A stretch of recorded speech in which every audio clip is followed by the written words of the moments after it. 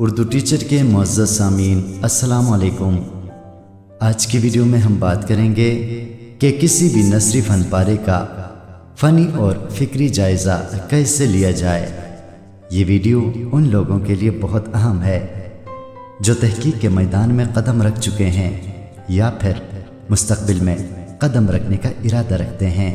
جب ہم کسی شخصیت کی خدمات کا جائزہ لیتے ہیں تو اس میں اس کی کتابوں کا فنی اور فکری جائزہ لیتے ہیں، یا کسی ناول پر تحقیق کرنا ہو تو اس میں بھی اس ناول کا فنی اور فکری جائزہ لیا جاتا ہے۔ یوں کہہ سکتے ہیں کہ تحقیق کے میدان میں ہم کسی بھی طرح فنی اور فکری جائزے سے دامن نہیں چھڑا سکتے، اس لیے ان دونوں چیزوں کو سمجھنا بہت ضروری ہے۔ تو آئیے اصل موضوع کی طرف بڑھتے ہیں۔ سب سے پہلے یہ جاننے کی کوشش کرتے ہیں کہ کسی بھی نثری فن پارے کا فنی جائزہ کیسے لیں۔ مثال کے طور پر ایک ناول ہمارے سامنے ہے اور ہم نے اس ناول کا فنی جائزہ لینا ہے، تو سب سے پہلے ہم اس ناول کا عنوان دیکھیں گے۔ جیسا کہ ہم جانتے ہیں کہ عنوان رکھنا بھی ایک مہارت کا کام ہے۔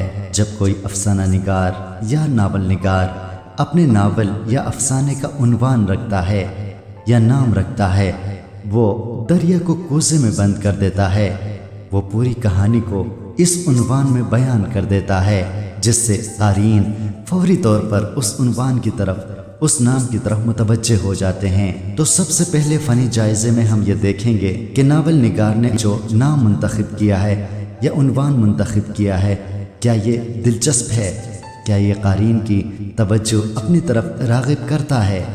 اس کے بعد ہم پلاٹ کا جائزہ لیں گے۔ پلاٹ واقعات کی ترتیب ہے، یعنی جب ہم کوئی ناول پڑھتے ہیں تو اس میں بہت سے واقعات ہوتے ہیں، بہت سے کردار ہوتے ہیں اور ہر کردار کے ساتھ کئی واقعات جڑے ہوتے ہیں، اور ایک ناول نگار کی مہارت کا کام ہوتا ہے کہ وہ ان واقعات کو کس طریقے سے ترتیب دیتا ہے۔ اگر ناول نگار نے ان واقعات کو اچھے طریقے سے ترتیب دیا ہے، ان میں کوئی خامی نہیں ہے، تو پھر ہم کہیں گے کہ یہ پلاٹ منظم ہے، اچھا پلاٹ ہے۔ لیکن اگر ان واقعات کی ترتیب اچھی نہیں ہے تو پھر ہم کہیں گے کہ یہ غیر منظم پلاٹ ہے۔ پلاٹ کا جائزہ لیتے ہوئے انہی باتوں کا خیال رکھا جاتا ہے۔ پلاٹ کے بعد کرداروں کا جائزہ لیا جاتا ہے۔ جیسا کہ ہم جانتے ہیں کہ کسی بھی ناول میں جو لوگ ہوتے ہیں وہ ناول کے کردار ہوتے ہیں۔ کرداروں کی مختلف اقسام ہوتی ہیں، جیسے مرد کردار، عورت کردار، بچے کردار، جاگیردار کردار، پیشہ ور کردار،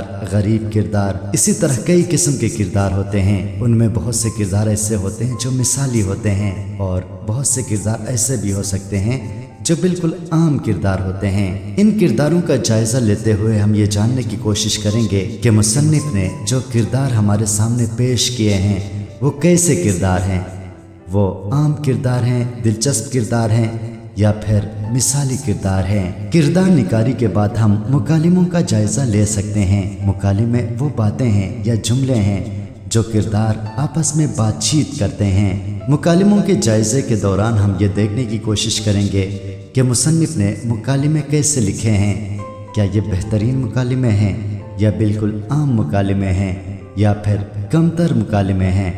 یہ بھی یاد رکھیں کہ بعض اوقات یہ مکالمے ضرب المثل کی حد تک مشہور ہو جاتے ہیں۔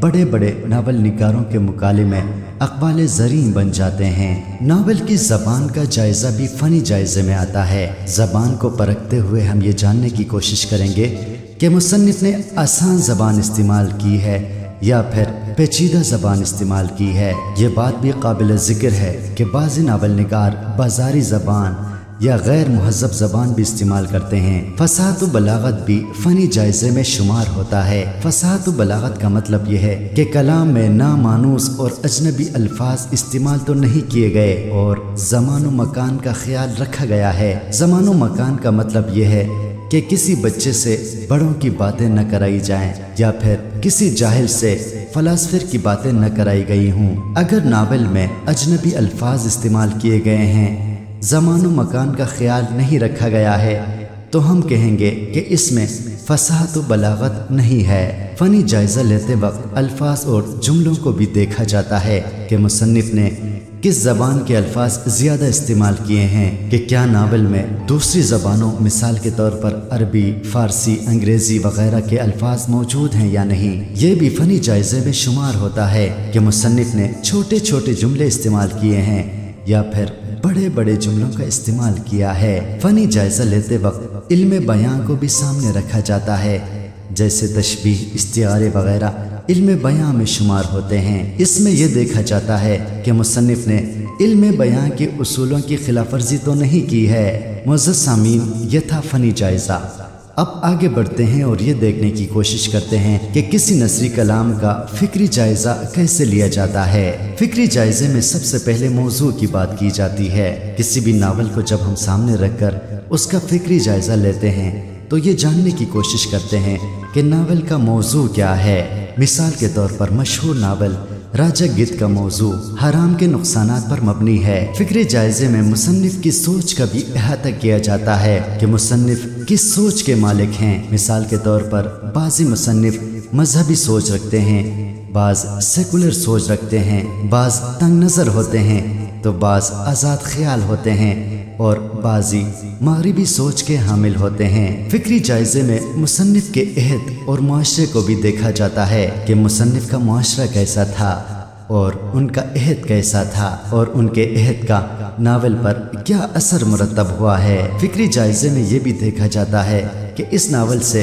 क़ारीन को क्या सबक मिलता है, जबकि मुसन्निफ़ का मकसद या मिशन भी फ़िक्री जायज़े में आता है। मिसाल के तौर पर सर सैयद अहमद ख़ान की तहरीरों का मकसद इस्लाह मुआशरा था। कई मुसन्निफ़ीन ऐसे होते हैं जो एक मिशन के तहत नावल लिखते हैं, जबकि कुछ ऐसे होते हैं जो महज तफरीह के लिए नावल लिखते हैं। तो इस मकसद को भी देख लेना फ़िक्री जायज़े में शामिल है। फ़िक्री जायज़े में किसी भी फ़नपारे की अहमियत भी देखी जाती है कि मौजूदा ज़माने में इस नावल की क्या अहमियत है और ये क़ारीन के ज़हनों पर क्या असरात मुरतब कर सकता है। मुअज़्ज़ज़ सामीन, ये थी हमारी आज की वीडियो। बराह करम इस हवाले से कोई भी फीडबैक हो आप कमेंट्स के ज़रिए हम तक ज़रूर पहुँचाएँ। बहुत शुक्रिया।